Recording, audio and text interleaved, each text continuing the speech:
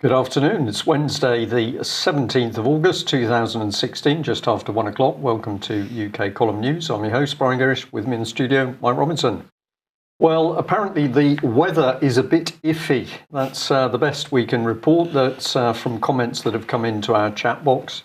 And it appears cloudy some places, brighter others, and we're told there's a risk of some thunderstorms, particularly in the south of the country. Not too bad then. Derivatives. We're starting with derivatives, Brian. And it's a topic we've been discussing quite a lot over the years. The Bank for International Settlements has just taken notice. They have issued a report from the Committee on Payments and Market Infrastructure and the Board of the International Organization of Securities Commissions. And this is with regard to, it's a lead into the G20 conference, which is coming up soon. And they're really pretty concerned about the state of the derivatives market. They're saying that they need to ensure that central counterparties are safe and resilient, and that is an important priority for the G20. And these reports deliver on key goals set by the Chinese presidency. But the report itself said it's expected that clearinghouses with shortcomings will address them with the highest priority no later than December the 31st. They're saying now the media coverage of this has been quite serious in the implications.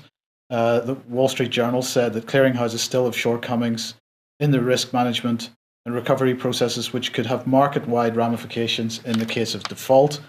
Business Insider went further. They said that the comments in the report are slightly terrifying. They said that derivatives are just unexploded nuclear bombs nestling deep in the financial system. And so this is the point that we've been making. Now, of course, who is has the biggest exposure to derivatives?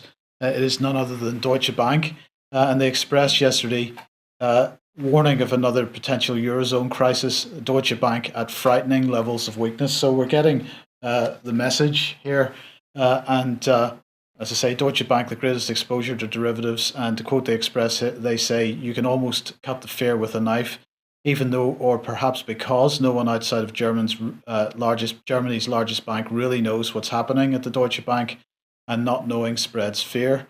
And here everyone is afraid that the bank will be standing at the door in distress in 4 months before the general election in Germany next year and ask for a recapitalization by the government.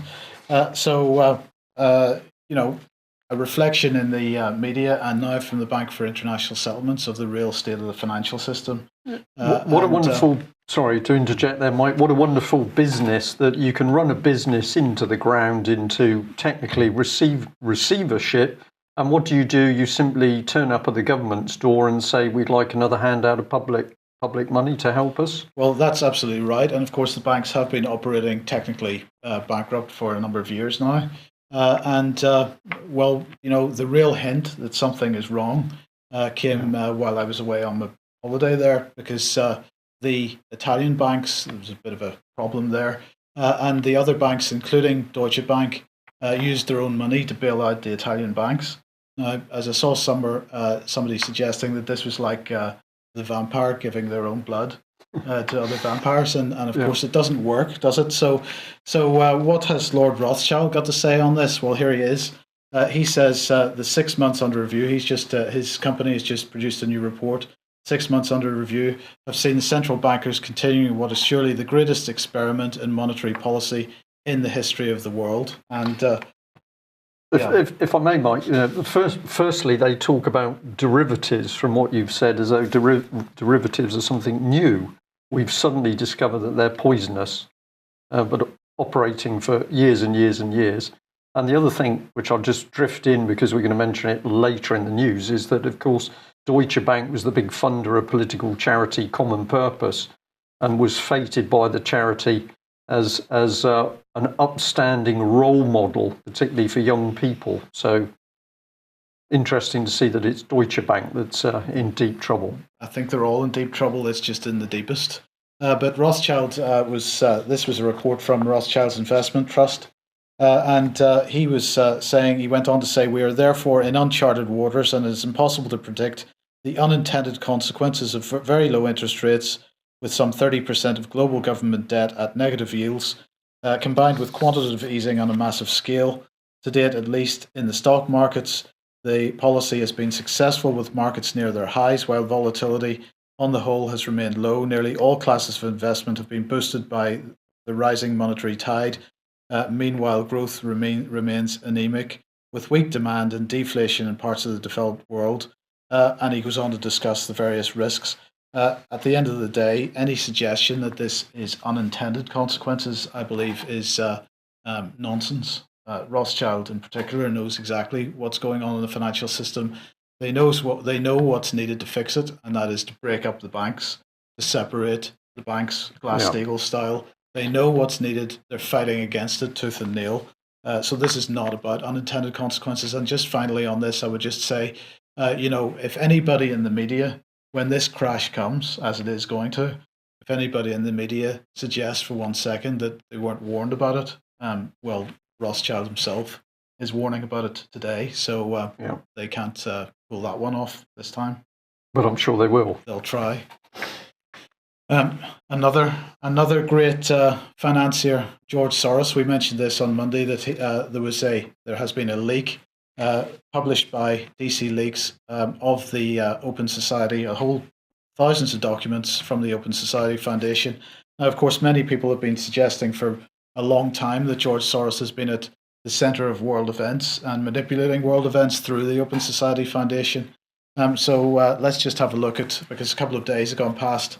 And of course, some more information is coming out as people start to read these documents.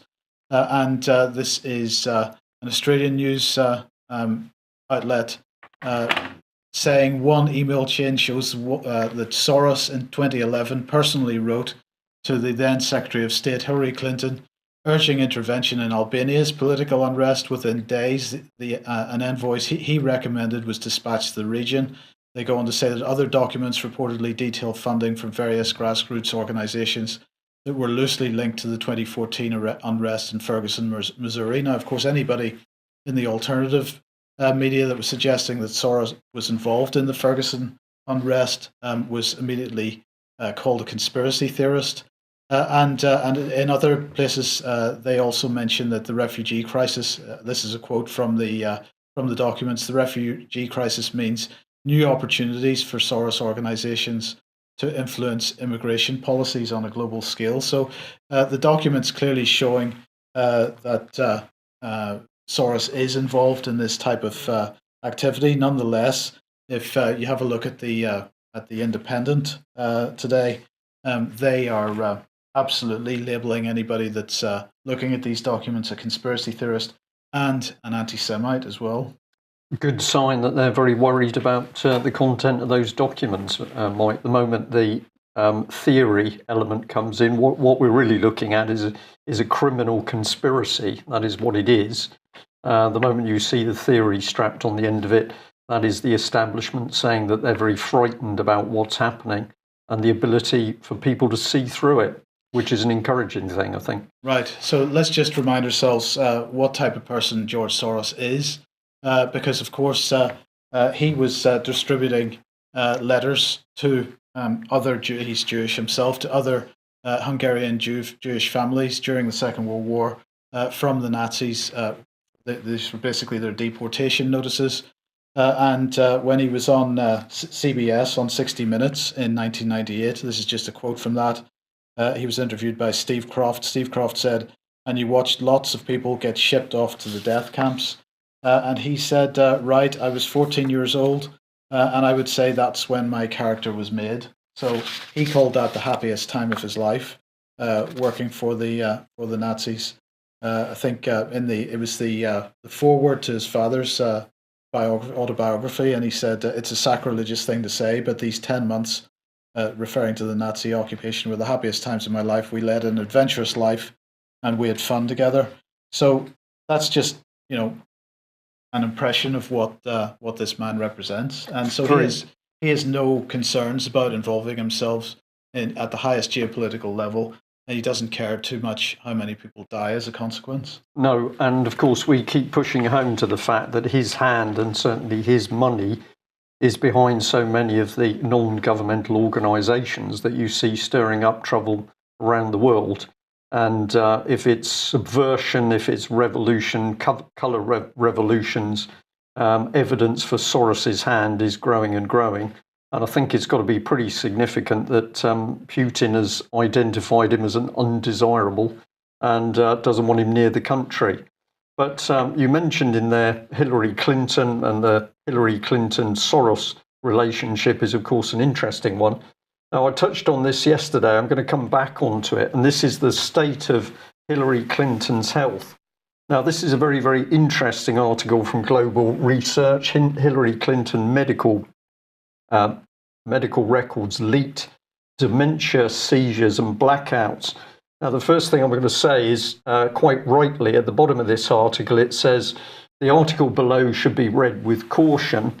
But the basic story here is that apparently her medical records have been leaked, and those leaked documents show that she's suffering from untreatable and pretty serious physical mental problems, which place her ability to hold any form of office in the US under, well, it's just impossible, really. There's now been another death around the release of these documents, and people are saying that the CIA have actually been involved in the background as well. So we're going to say, at the moment, we are being very cautious about the information that's coming out in a documentary sense, but it does appear that more and more people are now starting to look at Hillary Clinton and say something is badly wrong. Now, if you want to investigate this for yourself, I would say go and have a look at YouTube. And there are now quite a collection of video clips of Hillary Clinton talking at very large rallies in some cases, where you see her, I've used the word freeze. She suddenly appears to become confused and disorientated, and you'll see her looking blankly, and she's clearly lost for words. And in some cases, she has to be rescued. But there's a number of these clips. This is one particular one where you see the bodyguard on her right, as we're looking at that photograph, has come up onto the podium because her behaviour is so strange. And I think some people in this one almost thought she was going to faint. Well, that's what I thought when he came running up. I thought he ran up because he thought she was going to faint and he needed to hold her up. Yeah. Now, this one, blurred picture, but it's blurred because this is Hillary Clinton while she was being interviewed. There's a little cluster of journalists around her, and suddenly she jolts her head right back, and then she's shaking her head in an extremely strange way, to such an extent that one of the lady journalists that she's speaking to recoils with a look of horror on her face. So these are clips that you can go and look at yourself. You can make your own judgment, but they're not amateur video clips. These are clips of taken by large media outfits. And the last one is the most incredible one. She is with Bill Clinton. She's moving off the stage when suddenly she throws her head back. Her eyes are wandering all over the place. And then it's almost as though she's looking up and seeing something unpleasant above her. And she opens her mouth with this complete look of horror. So have a look at these clips. My opinion, from what I've seen, this woman is totally unfit to hold any form of office. And what a sight it must be for countries overseas, external to the States, who are saying, well, this woman could become president, and we've got to deal with her. Is she rational? Is she sane? Is she likely to have a seizure during important talks? And as somebody said, is she likely to have a seizure at the moment they're asking about nuclear weapons? Dangerous stuff. And I think I'll just end by saying that somebody in one of the comments that I read said, well, why would people continue to support her? And the answer was that very powerful figures such as George Soros have made this woman the next objective, and therefore they can't back away from her. something I was reading today is that the so-called millennial generation in the States is absolutely not buying into either of these candidates, and so they're not getting fooled by what's being presented in front of them. But you've got to ask then, where does that leave the nation? Well, rudderless, basically. Yeah. So we now see a superpower not only degenerating socially and economically, but we haven't got a stable leader. No wonder Putin is telling international journalists that they need to wake up as to where the real problem is in the world. Okay, Northern Ireland. This is James Brokenshire, who is the Secretary of State, and he was at Bushmills having a whiskey yesterday, and he is apparently starting what is being described as an intensive round of visits and with meetings with businesses, political leaders, and community groups. And I wanted to highlight this, Brian, because again, this is a subject that we've been covering for a long time, but we've talked about this week already, which is the changing relationship between the individual and the nation, and particularly this move towards participatory democracy.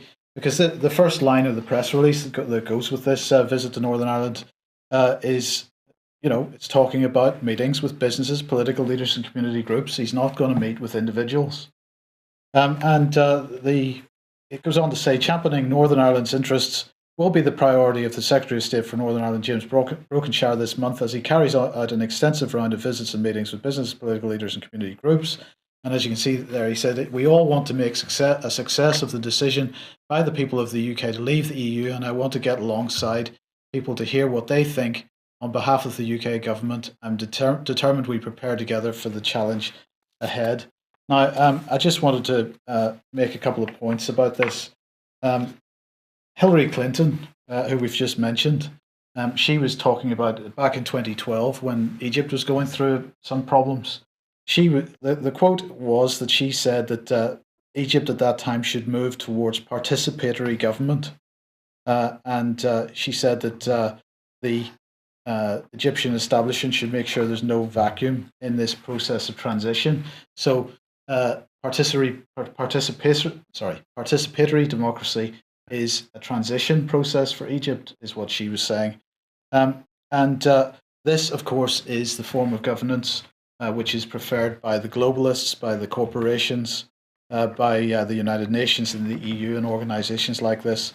And I just wanted to quote here from the UN Eminent Persons panel. They said, traditional democracy aggregates citizens by communities of neighbourhood, their electoral districts, but in participatory democracy, citizens aggregate in communities of interest. And thanks to modern information and communication technologies, these communities of interest can be global as well as local. And so what we're talking about here is the NGOs.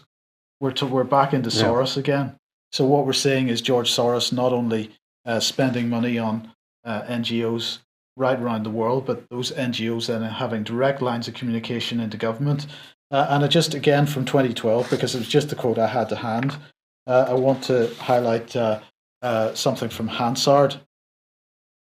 It was David Miliband in the House of Commons, and he was talking about, he said that only in Britain do we have a major party opposed to the contents of a treaty. I can't remember which treaty it was. The National Society for the Prevention of Cruelty to Children has pledged its support for the provisions of the treaty. And he went on to say, NSPCC pledges support, as have One World Action and Oxfam. And he's going to continue along a course of action based on what they say and not based on what constituents say or what MPs say. It's about what the people that are entitled to participate say. Well, and that is a complete change in the relationship between us as individuals and the nation. Yes, and it's being driven in very quickly. If we want to give a simple example, in this country, every time the matter of child abuse comes up, who is quoted? Well, NSPCC, Barnardo's and other charities are quoted as if they have a place in the political decision-making policy. So that's a very easy one to give. And then, of course, those charities are locked in alongside the police. There's another question to be asked there. Yeah. But if we wanted an overseas example of what's going on, well, thank you very much to the viewer who sent us this through. And they'd found a document talking about super diversity in New Zealand. This is all about developing what is called cultural capability. The interesting thing about this is that it revealed common purpose working in the shadows to destabilise New Zealand. And what I mean by that is that they are deliberately attacking the present relationship of society, constitution, how people deal with each other, but done from the background. Auckland's to be used as a laboratory. Now, this is a very, very interesting statement, which we'll have a look at. And this one, Mike, you'll instantly pick up on. It says that global cities are to become more powerful. So here we see nation states being broken down, the power to be concentrated in global city-states. And anybody who's outside one of those presumably is a bit of a nuisance and will be eradicated. Julia Middleton in the heart of it. She's gone very quiet in UK because, of course, people can see her here, but she's been travelling the world and she wants to change the world very quickly. So there's speed coming in here, Mike, and I think this is because they know they're being watched. Newspeak, and we'll come on to that. And what we're really seeing is this cultural diversity being used as a weapon. So we can't have people in their normal cultural groups. We've got to have global diversity. That just means one big blob. And then we're going to be controlled through these city-states. Well, I'm going to encourage people to find this document themselves, but we'll just show you a bit of it. This is the chairperson of the Super Diversity Network. It's a lady called Mai Chen. But here's the real star of the show. It's Julia Middleton with one of her finer photographs, I think. And usual background, of course, because it doesn't say anything really about her. She went to a school in France and finishing school in Switzerland, I think. Lived in America for a while. Then she's involved with Demos. And now she is traveling the world to tell all of us that the world is going to change into her model. So what's she got to say? Well, she says the core is the stuff that if somebody stopped doing, they would no longer be them. There are all kinds of things on that list, everything from values to beliefs, right down to behaviours which, if I stopped doing, I would no longer be me. And there are things in which I'm flexible, my flex. And this oversimplistic model produces for me lots of clarity about people who cannot cross cultures. If your core is strong and solid, then I believe that people trust you more. If your flex is flexible, people trust you more. Imagine a man with a huge core and a tiny flex. That's a bit of a compliment. That would have been my grandparents. They had huge cores and tiny flex. They lived in the northeast of England and reckoned that everybody in their street was like them. And if they weren't, they jolly well should be.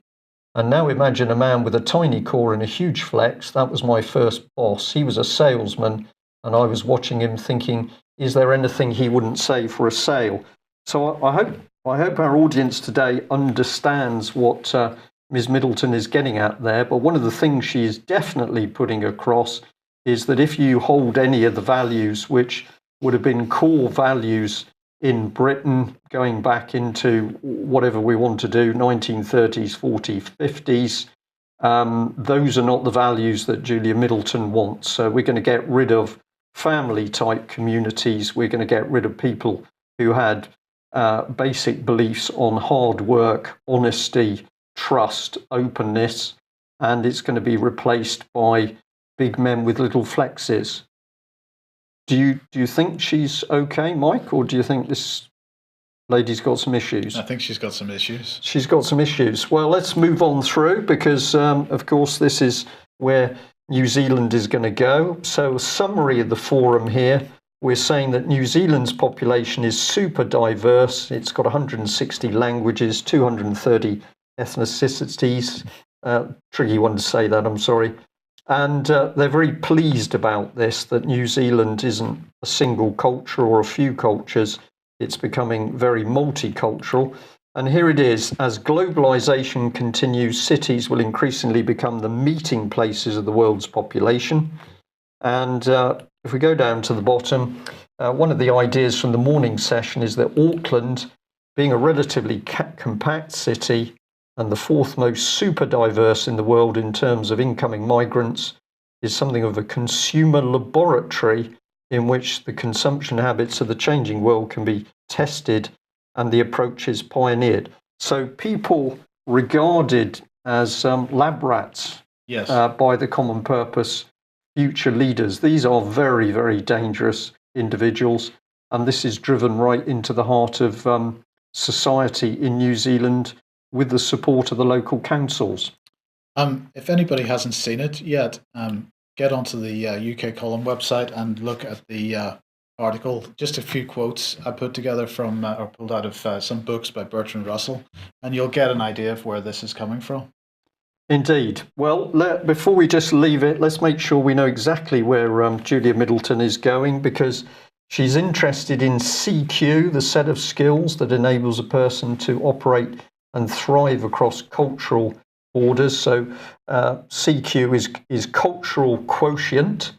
And she says you've got to have this together with intelligence quotient and emotional quotient. And if you've got those three, then you can operate as a future leader across borders in the globalized world that she's helping to create. And of course, where did the money come from to create common purpose? Well, we know it came from a selection of banks, including Deutsche Bank, but Julia Middleton has always been very reluctant to tell the public exactly who funded the creation of organisation.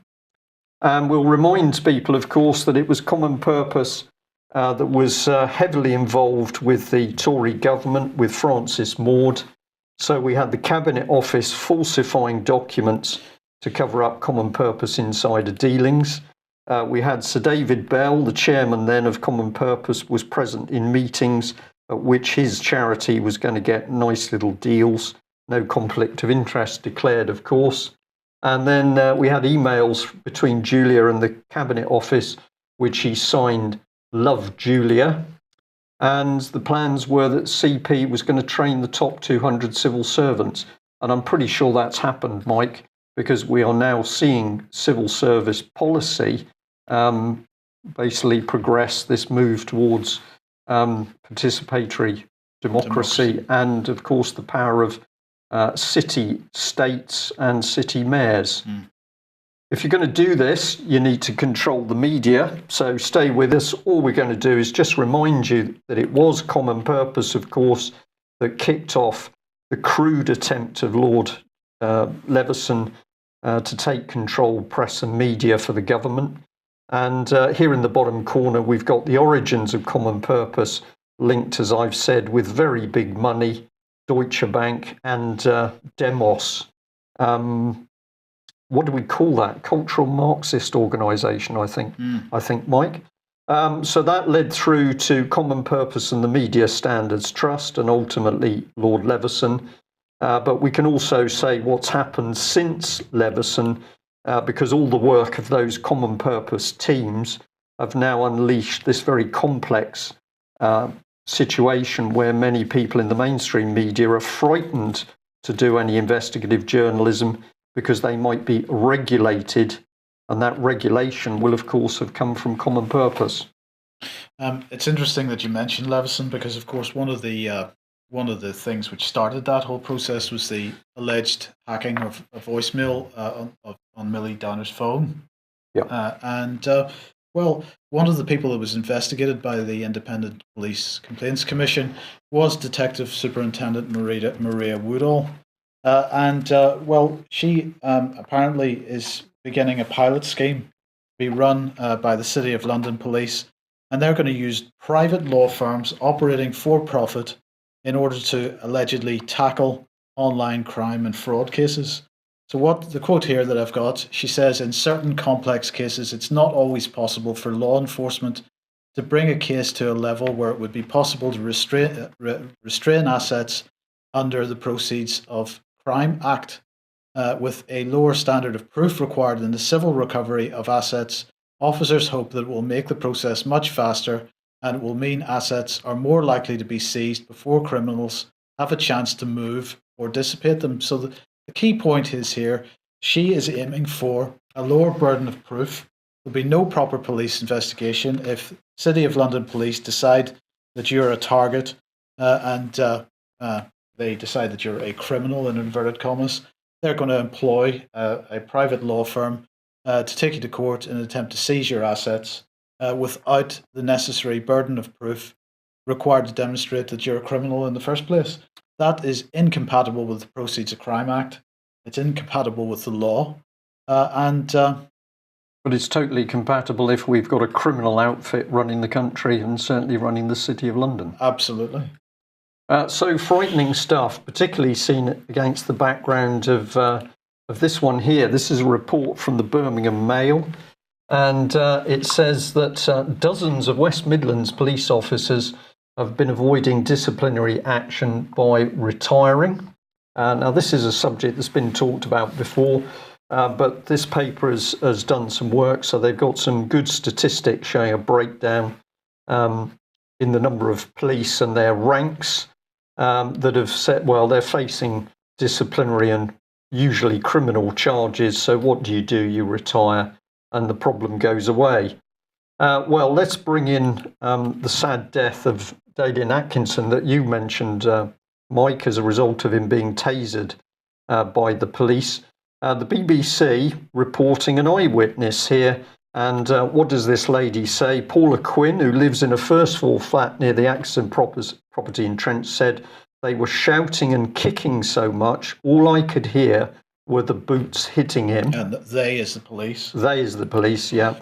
And then the officer who released the taser stepped back while the other officer still continued to kick. And then I could hear him shout at the other officer that was still kicking, back off, back off, back off. So we've now got something very interesting here. We've got a man who was tasered, fell to the floor. We understand now he was undergoing dialysis treatment, so there's some indications he got some mental health problems. He's tasered, he falls to the floor, and what is this eyewitness saying?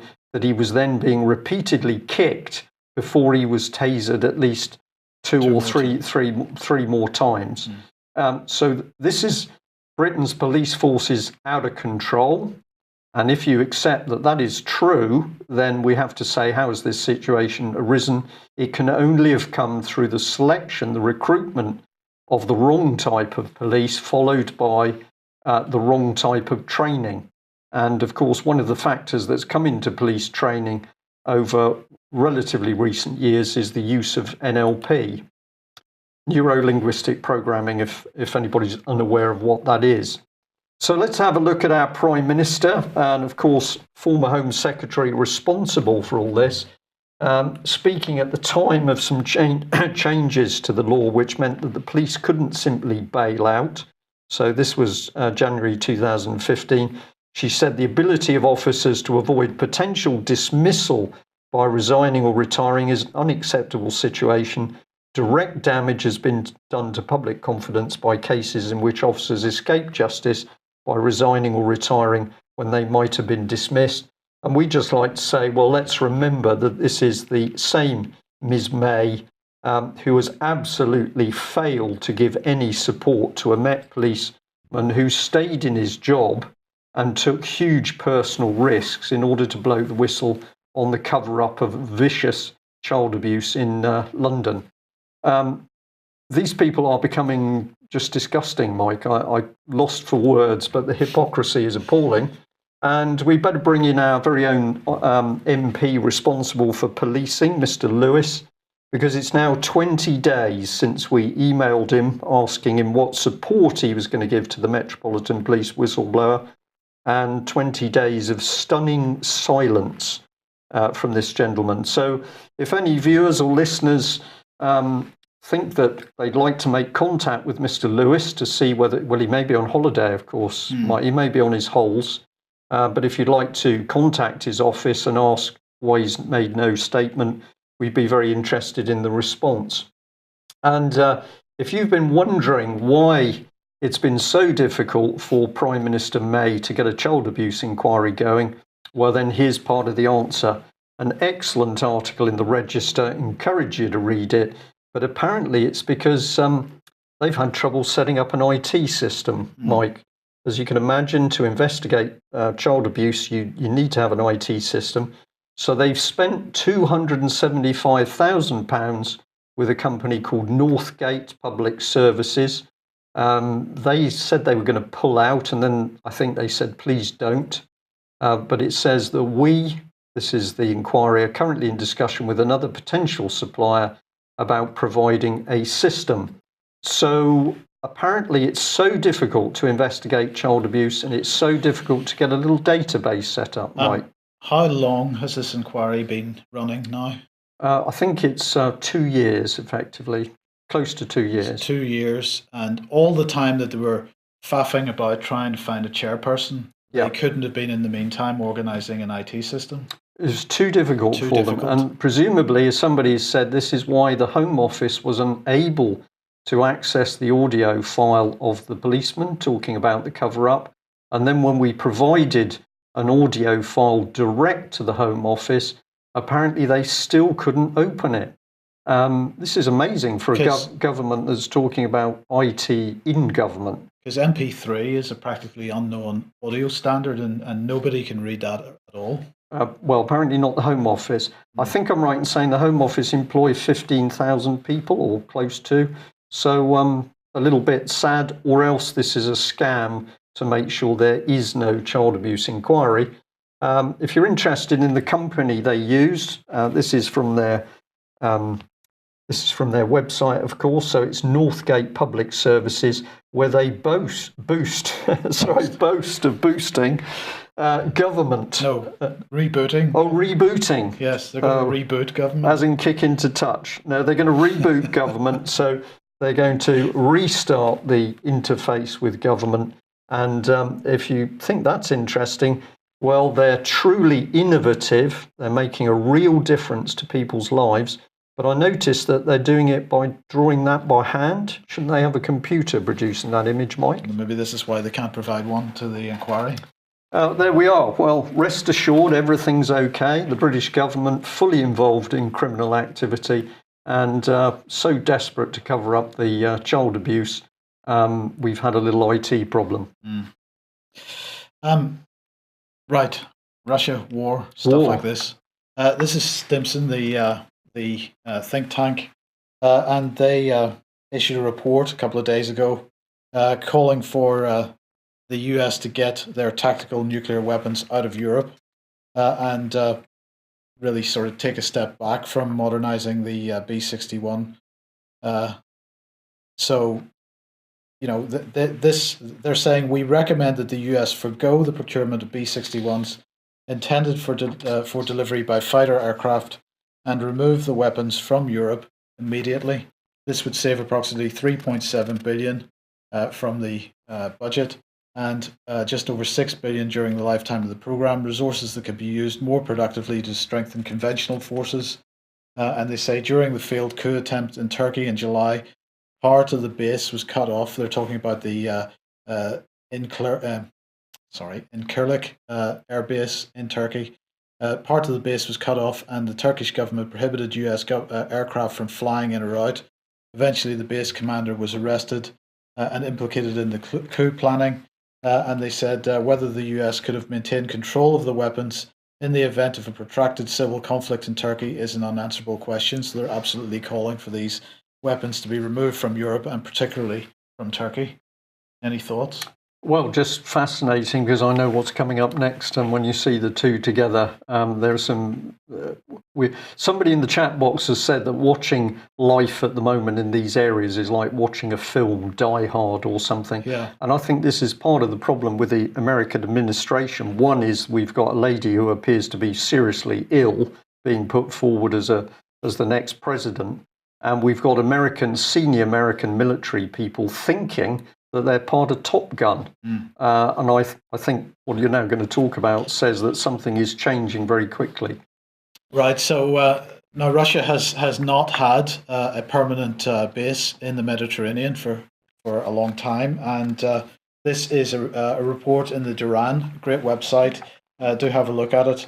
and they're saying that they have the Russians have submitted a document to the Duma for ratification, and that's going to make the airbase at Latakia permanent. And what that means is that, well, mainly for Syria, because that's where it is, not only guarantees Russia support to the present Syrian government, but also provides Syria with a measure of protection it has never had before from Israeli air incursions, which are apparently a lot less frequent now than they were in September 2015 when Russian planes first began arriving in Syria. I can't imagine why. And this report in the Durand goes on to say that since the Second World War, the Mediterranean has largely been viewed as an American lake. And he writes that the Russian base does not have the potential to change drastically political and military perceptions in its eastern half.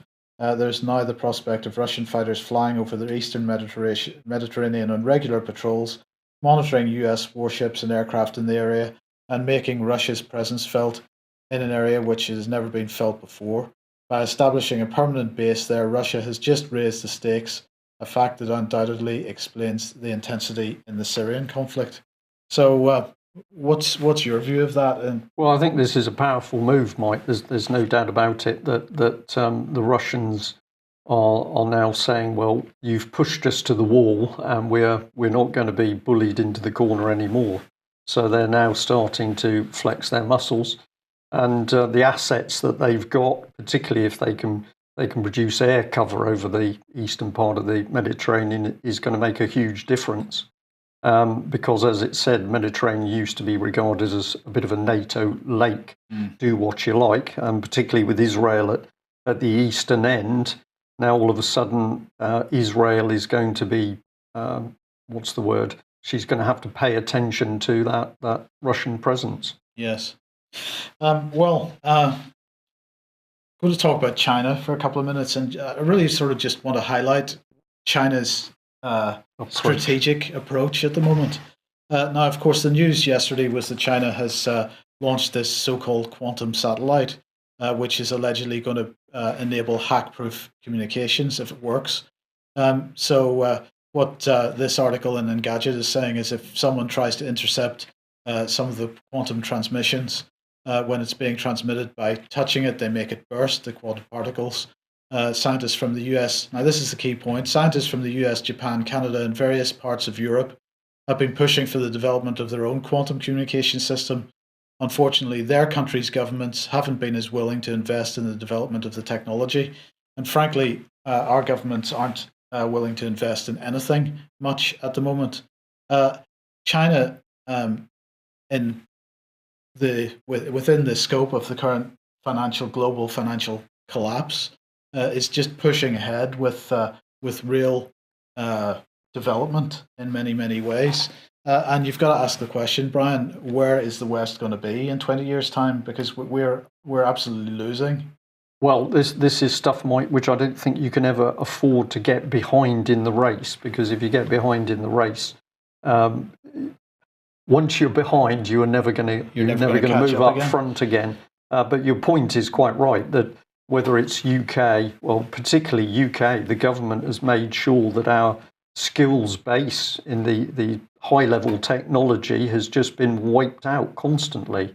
UK's space industry was wiped out deliberately. We've seen it with aerospace stuff for some years. So the British government doesn't want a skills base. Now the Chinese are stepping in and saying, well, thanks very much, we're capable of doing it ourselves. The US, I think America is just in a mess at the moment. Obama has driven the US into a mess. Clinton gets in with mental health issues. I don't know. Where is America going to go? It's not going to improve. Not going to improve, yeah. But here's more. So this is from a couple of days ago, and this is a determination by the Chinese government to increase scientific literacy in the community, within the population. Now, in Britain, there's very little English language literacy, never mind scientific literacy, and that's why the scientific community has so much difficulty communicating with the average British inhabitant. And this article here from the Chinese press saying, according to a science and technology progress plan published by the State Council on Monday, China expects its knowledge-intensive services to contribute to 20% of GDP by 2020. So they're going to educate their population, and they're expecting 20% of GDP as a result of that. And they say, aside from scientific knowledge, such as the Big Bang or evolution theories, scientific understanding also requires citizens to have the relevant thinking ability. So they're going to try to encourage them to be able to think. For example, when an earthquake or an emergency happens, people need to have the basic ability to save themselves and others. And finally, I just want to highlight this because this is the new Chinese rail system. 2,470 bullet trains, either already produced or in production at the moment.